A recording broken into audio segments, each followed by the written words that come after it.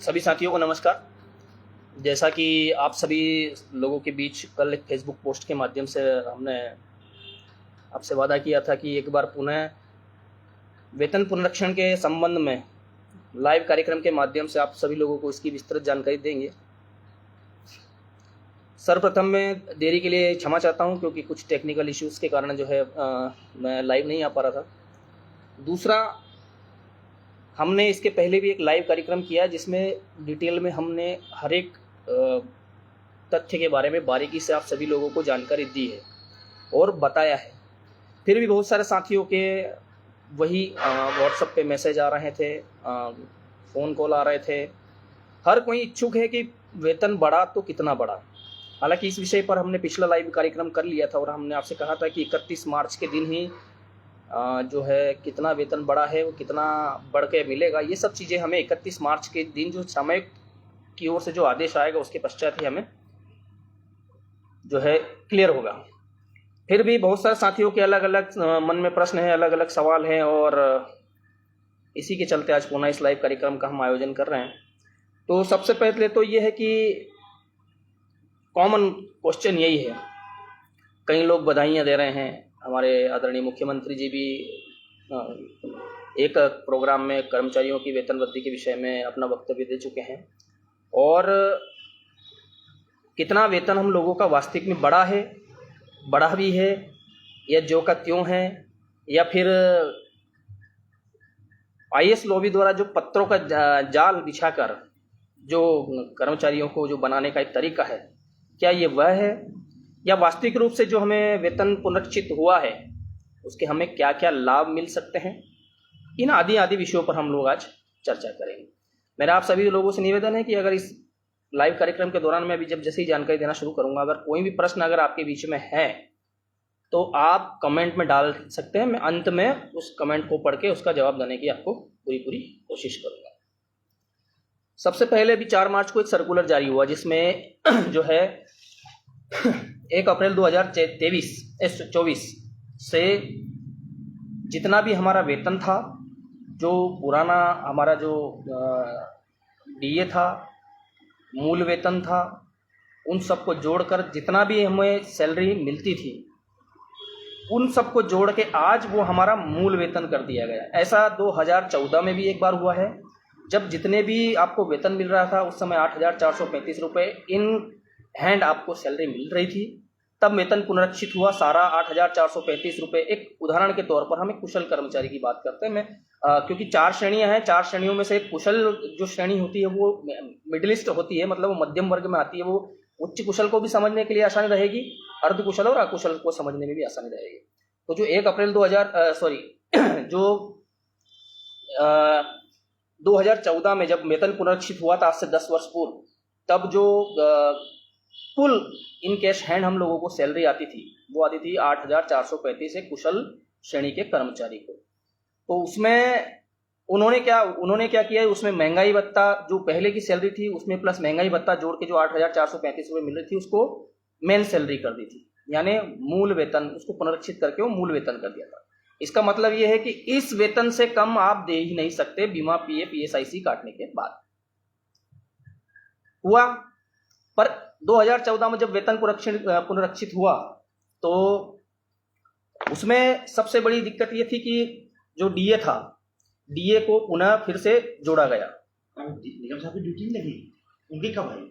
छुट्टी है आज, छुट्टी पे ही।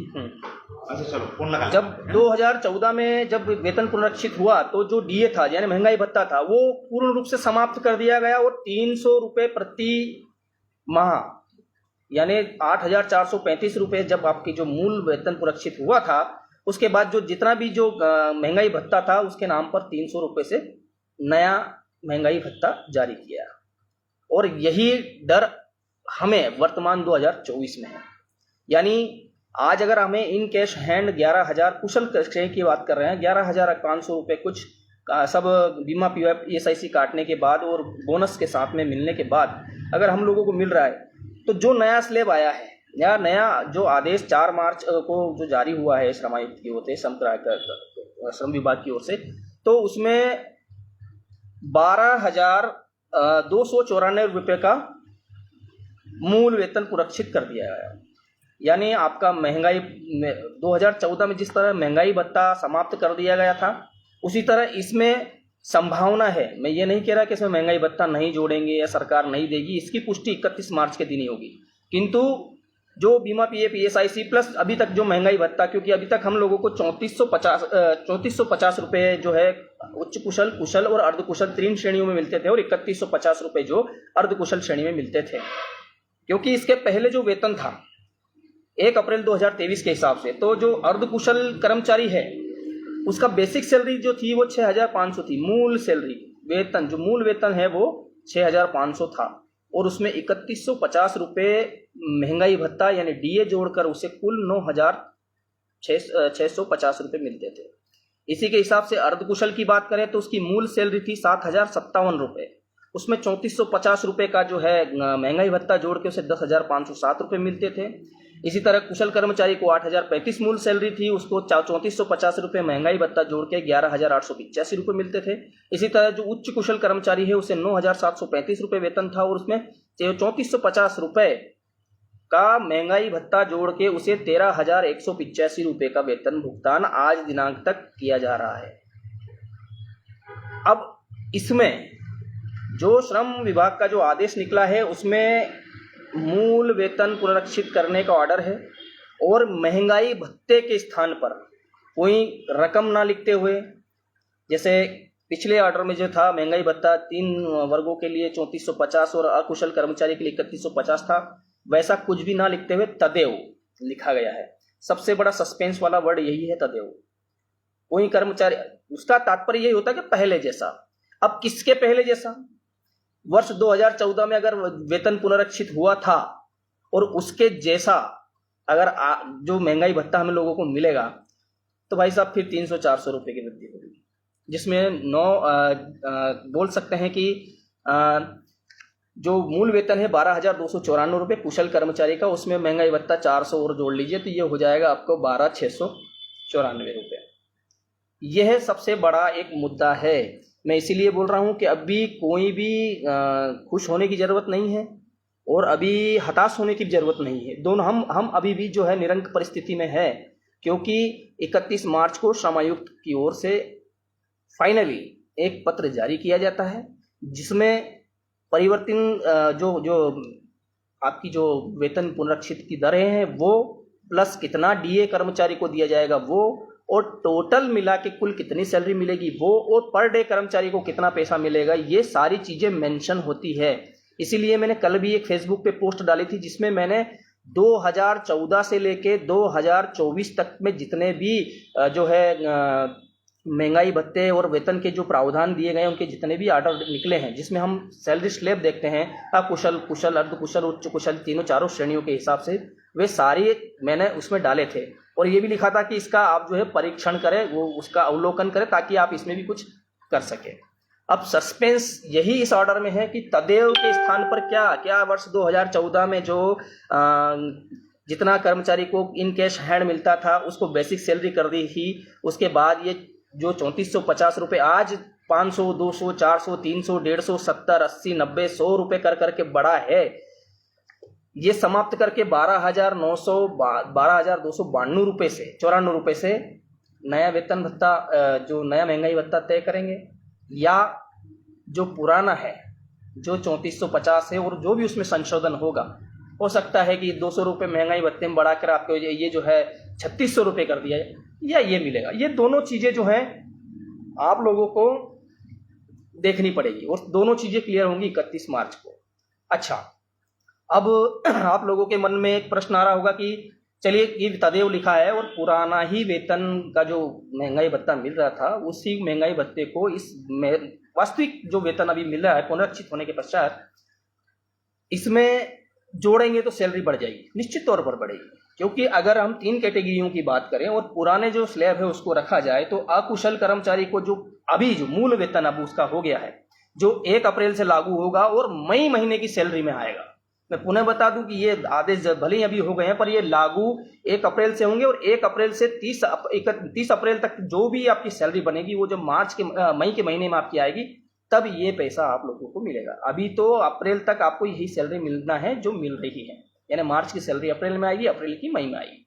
तो अगर हम बात करें, हाँ मैं वो आपको दिखा रहा हूँ इसमें कि भाई आप कुशल क्यों बोल रहे हो। वो कुशल इसलिए बोल रहे हैं ताकि क्या है कि वो एक सेंटर पॉइंट है, या ना ऑन एवरेज सैलरी होती है, उसमें तीनों कर्मचारी वर्गों को एक आसानी से समझ में आ जाता है कि चलो ठीक है कि उच्च कुशल को इससे ज़्यादा मिलेगा और कुशल से अर्ध कुशल और अकुशल कर्मचारी को इससे कम मिलेगा। वो सेंटर पॉइंट है, इसलिए इसकी बात कर रहे हैं। तो अगर बात करें हम अकुशल कर्मचारी की, तो जो वर्तमान में अगर 1 अप्रैल से जब ये दरें लागू होगी और इसमें महंगाई भत्ता जोड़ा जाएगा तो अकुशल कर्मचारी की सैलरी होगी 9,575 रुपये बेसिक। इसके बेसिक को बहुत ध्यान रखना, इसके बहुत बड़े फायदे हैं। ये जो पुनरीक्षित हुआ इससे हमें कोई हानि नहीं है, ऐसा नहीं। हमें हमारी जो हाथ में सैलरी आ रही है उसमें भले हमें अंतर ना दिखाई दे, पर ये बेसिक जो शब्द है ये बहुत ज़रूरी है, क्योंकि इतनी सैलरी आपको देनी है और इसके बाद जितने भी महंगाई भत्ते में बढ़ेंगे, इसके बाद बहुत जल्दी जल्दी वेतन बढ़ता है। जब भी महंगाई भत्ता बढ़ता है सैलरी दुगनी रफ्तार से उसमें बढ़ती है। तो अकुशल कर्मचारी को 9,575 रुपये जो है इसमें मिलेंगे और उसमें 3,600 रुपये अगर महंगाई भत्ता जोड़ देंगे तो ये आपका जो है 12 से 13,000 रुपये के बीच में अकुशल कर्मचारी को वेतन मिलेगा। वैसे ही अर्धकुशल का है, अर्धकुशल में 10,571 रुपये अभी 4 मार्च को जो आदेश जारी हुए हैं उसमें वेतन पुनरीक्षित होने के पश्चात में 10,571 देंगे। अगर इसमें पुराने सर्कुलर 3450 को जोड़ दें या पुराने जो महंगाई भत्ता उसको जोड़ दें तो 10 और 3 13, ये करीबन 14,000 रुपये के आसपास अर्धकुशल कर्मचारी को वेतन मिलेगा। इसी तरह कुशल में अगर 12,294 रुपये उसका मूल वेतन है तो उसमें अगर 3450 रुपये को जोड़ दें, मैं राउंड अप में बात कर रहा हूँ, मैं कैलकुलेटर लेके नहीं बैठा हूँ, मैं राउंड अप में बात कर रहा हूँ, तो 12 और 3 15 और 15,794 रुपये उसकी सैलरी बनेगी अगर पुराना महंगाई भत्ता जो का त्यों मिलता है तो। इसी तरह उच्च कुशल की बात करें तो उसका जो मूल वेतन अब जो पुनरीक्षित होने के पश्चात 13,919 रुपये और इसमें पुराना 3450 जोड़ेंगे तो उसकी 16 से 17,000 रुपये के बीच में वेतन होगा। ये तब होगा जब हमें पुराना महंगाई भत्ता मिलेगा। तो ये कंफ्यूजन आप लोगों के मन में जो था मैंने बिल्कुल क्लियर कर दिया। अब समस्या, एक और समस्या ये है कि वेतन पुनरीक्षित हो गया, कुशल कर्मचारी को 12,294 रुपये का वेतन मान लो मिल रहा उदाहरण के तौर पर। अब ये बेसिक हो गया, मान लो इसमें 300 महंगाई भत्ता नए दर, अगर पुरानी दरें लागू ना की तो नई दरें भी लागू करनी पड़ेगी। तो नई दर अगर अपन 2014 के अनुरूप देखें, मान लो कि 300 रुपये उसमें वेतन वृद्धि करते हैं, 300 का महंगाई भत्ता देते हैं, तो 12,294 प्लस 300 ये हो गए 12,594, यानी 12,594 रुपये। अब ये आपका मूल वेतन हो गया, इसमें से बीमा भी कटना है, पीएफ भी कटना है और उसके पश्चात फिर आपको सैलरी मिलेगी। तो इससे उल्टा नुकसान होगा। जो 11,500 रुपये आज मिल रहे हैं, हो सकता है कुशल कर्मचारियों को वो 11,400 मिले, 600 मिले या तो 11,800 मिले, भाई बढ़ के भी मिल सकता है, ऐसा नहीं है। पर मैं जो एक मोटा मोटा बता रहा हूँ कि अगर पुराने महंगाई भत्ते की दरें लागू नहीं की जाएगी तो जो वेतन पुनरीक्षित हुआ है उससे कर्मचारियों को ज़्यादा से ज़्यादा 500 से 1,000 रुपये का फ़ायदा होने वाला है। और अगर पुरानी महंगाई दरें अगर उसमें जोड़कर या उसे बढ़ाकर करते हैं तो निश्चित तौर पर जो आप, हम और हमारे सभी लोग जो वेतन वृद्धि की जो सपने देख रहे हैं वो जरूर रूप से साकार होंगे, मूर्त होंगे, पर वो 31 मार्च को ही वो सारी चीज़ें समझ में हम लोगों को आएगी। अब सबसे बड़ी बात जो आप लोगों के मन में अलग अलग प्रकार के प्रश्न चलते हैं, उन प्रश्नों को आप कमेंट में लिख सकती है। ये कुंवर विकास सिंह परिहार जी कह रहे हैं कि माननीय कुशल श्रमिकों को जानना है कि अप्रैल का वेतन कट पिट के खाता में कितना पैसा आएगा। मैंने वही बताया है कि कुशल कर्मचारी का 12,294 रुपये मूल वेतन है और उसमें मान लो 300 नई स्लैब के हिसाब से 300 रुपये बढ़ते हैं तो उसकी कुल सैलरी हो गई 12,594 रुपये। उसका बीमा पीएफ ईएसआईसी कट के पहले कटेगा, उसके बाद कंपनी की ओर से बोनस 8.33% जो दिया जाता है वो मान लो 1,000, 1,500 या 1,200 जो भी उसका ऑन एवरेज निकलता है वो जुड़ के मिलेगा। तो आपको मूल रूप से मैं जो छोटा छोटा बड़ा बड़ा आपको बताता हूँ कि ज़्यादा से ज़्यादा 500 से 700 के बीच में आपकी वेतन वृद्धि होगी या 200 रुपये से लेके 700 रुपये के बीच में। अगर पुरानी दरें लागू नहीं की तो अगर पुरानी दरें लागू की या उससे बढ़ाकर की तो फिर आप लोगों की कर्मचारियों की हर वर्ग की 13,000 से ऊपर सैलरी होना है। इसलिए हमें अभी खुशी नहीं मनाना है, उत्सव नहीं मनाना है, क्योंकि माननीय मुख्यमंत्री जी के कल के वक्तव्य में भी जो है उन्होंने कहा कि हमने खेतीहरी मजदूरों को 1350 रुपये से बनाकर इतना हमने बढ़ा दिया। जो हमारे ऊपर जो दरें लागू हो रही है उनके बारे में वो बता रहे थे। तो वो हम खेतीहर मजदूर और एक कुशल, अकुशल और एक अर्धकुशल कर्मचारियों में अंतर होता है। तो इस विषय पर भी हम जल्दी से जल्दी माननीय मुख्यमंत्री जी से मिलकर समय लेकर और इसमें जो है कि ये निवेदन करना चाहते हैं कि महंगाई भत्ता पहले की तरह दिया जाए, नहीं तो केवल कर्मचारियों को 200 से 500-700 रुपये के बीच में वेतन वृद्धि होगी। अब सबसे बड़ा टॉपिक है कि ये वेतन रिवाइज हुआ तो इसमें हमारा क्या फायदा भाई, इतना तो हमें पहले ही मिल रहा था। तो साथियों मैं बता दूं, वेतन रिवाइज होने का एक बहुत बड़ा बेनिफिट है। हम ऐसा नहीं कि हमारी मांग पूरी नहीं है, हमारी मांगें पूरी हो गई है। पहली मांग पूरी हो गई है कि वेतन पुनरीक्षित किया जाए। इससे हमें सबसे बड़ा फायदा यह है कि इतने पैसे से कम कोई पैसा दे नहीं सकता। और जब भी महंगाई भत्ते की दरें तय की जाएगी, आपका जो वर्तमान का वेतन है उससे तय की जाएगी, ना कि पिछले से। जब मैंने बताया था आपको कि 2014 में जब 8,435 रुपये के कुशल कर्मचारी की सैलरी होती थी, तो उस 8,435 रुपये के हिसाब से आपकी जो भी 2014 से 24 तक जो भी पैसे बढ़े हैं, चाहे वो 500, कभी 50 बढ़े, कभी 100 बढ़े, कभी 150 बढ़े, कभी 250 बढ़े, कभी 500 बढ़े, कभी कभी 1,000 भी बढ़े, तो वो सब चीजें तय किससे होती है? मूल वेतन से। तो अब जब 8,435 रुपये तन सैलरी हुआ करती थी, तो उसका महंगाई भत्ता 3,600 रुपये तक, 3,450 तक अगर पहुंचा तो ये बेनिफिट है। अभी एक दो साल अगर अभी नहीं वेतन वृद्धि, हालांकि महंगाई भत्ते के लिए हम पुरजोर प्रयास करेंगे। आप सभी जानते हैं कि वर्तमान में लोकसभा के चुनाव सामने है और इस कारण से अभी कोई भी ये नहीं कर सकते, किंतु हम कोऑर्डिनेशन बना रहे हैं। हम जल्दी ही माननीय मुख्यमंत्री जी से चर्चा करेंगे और इस विषय पर उनका ध्यान केंद्रित कराएंगे, क्योंकि कई बार जो है मुख्यमंत्री दोनों हाथों से खुले मन से करने को तैयार होते हैं, किंतु जो हमारी आईएएस की लॉबी है वो गुमराह करती है, ये वास्तविक सत्य है। और निश्चित तौर पर माननीय मुख्यमंत्री जी से जब मुलाकात होगी और इस विषय पर अगर अपन ने ध्यान केंद्रित करवाया तो वो निश्चित तौर पर उसका त्वरित निराकरण करेंगे। और हाँ, हम ये भी समझते हैं, अब आपके मन में भी एक प्रश्न आएगा कि भाई मुख्यमंत्री तो आपके गृह निवास मतलब आपके जिले से ही है, तो हाँ निश्चित तौर पर से हमारे क्षेत्र से हैं और हम मिलेंगे, उनको समस्या बताएंगे तो उसका हल भी निकलेगा। राजेश सेन जी का कहना है कि आर्डर में तो डीए का जिक्र नहीं लिखा है कि बट पूर्वत नहीं, वो तदेव लिखा है, मतलब पूर्वत की तरह है ना, पिछले जैसा। अब वो पिछले जैसा में सस्पेंस है, मैं ये बता तो चुका हूँ आपको यार कि सस्पेंस है। पिछले जैसा है ना, 2014 में जो वेतन रिवाइज हुआ था उसमें नए वेतन से नए डीए तय कर दिया था। और अब जो है पिछला देखा जाए तो 3,450 रुपये जो है वो अभी तक मिल रहे हैं। अब या तो ये 2023 वाला महंगाई भत्ता लागू करेंगे या नई दरें लागू होंगी, तो ये चीज़ें हैं उसमें। तदेव का मतलब ये है, तो उसमें बड़ा सस्पेंस बना हुआ है। पर मैं वही बार बार आप सभी लोगों से कह रहा हूँ कि 31 मार्च का इंतजार करें। 31 मार्च को जब फाइनली जो नई दरें, नई महंगाई भत्ते और ये सब आएंगे तो हम लोग जो है अपना सही वेतन का आकलन कर पाएंगे। हाँ, वीरेंद्र सिंह जी ठिकाना महागढ़, हाँ वीरेंद्र सिंह जी लिख रहे हैं निकाले गए कर्म लड़कों का क्या होगा।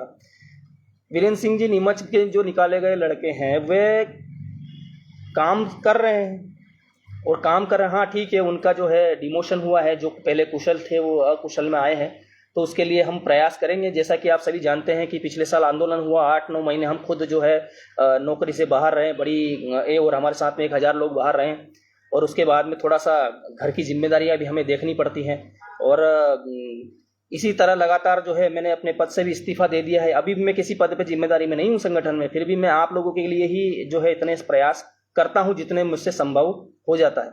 उसके बावजूद भी अगर ये विषय है तो मैंने आपसे एक बार बोला भी था कि साहब हम जो है सी साहब से मिल के इस विषय पर जो जिनका डिमोशन हुआ है उनकी ज्वाइनिंग उसी पोस्ट पे करवाएंगे। तो एक थोड़ा सा समय लगा है और लगता है, तो क्योंकि संगठन को फिर से खड़ा करना पड़ेगा और सारी जिम्मेदारियां जवाबदारियां सबको देनी पड़ेगी, तभी जाके काम चल पाएगा। अभी संगठन के नाम पे कोई नहीं है, सभी लोग जो है हताश निराश हैं। और जो 1,000 लोग जब निकले थे उसके वहम और डर के कारण सभी लोग अभी बिल्कुल ठंडे बस्ते में जाके बैठे हैं। पर निश्चित रूप से मैं आप लोगों से वादा करता हूँ कि जिनका जो बाहर हुए थे और फिर डिमोशन हुआ था 21 की हड़ताल में, तो उनका वापस जो जिस पोस्ट पे था उनको उस पर करवाने के लिए पूरी कोशिश करेंगे। देखिए, यही होता है कि आंदोलनों से होने वाले नुकसान को व्यक्ति अपना व्यक्तिगत नुकसान कर लेता है, और मैं इसीलिए हमेशा कर्मचारियों के लिए बड़े आंदोलन का आगाज या हड़ताल या उस तरीके का काम इसलिए हर बार टालता हूं क्योंकि उससे जो नुकसान होता है उसकी भरपाई कर पाना हमारे लिए बहुत मुश्किल होता है।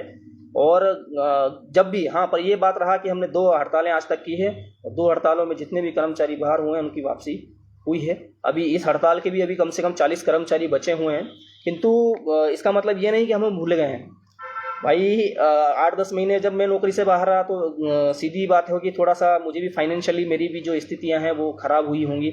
उसके पश्चात जो है घर परिवार की नई जिम्मेदारियां आई, बच्चे का अभी जो मुंडन का कार्यक्रम था वो भी हमने किया, और अभी भी मैं थोड़ा सा एक ऐसी परेशानी में फंसा हुआ हूँ कि संभवतः 20 या 25 या 30 मार्च तक जो है मैं थोड़ा और संगठन को समय नहीं दे पाऊँगा।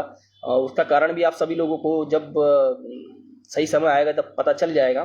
खैर, इन चीज़ों से हम आगे चलते हैं।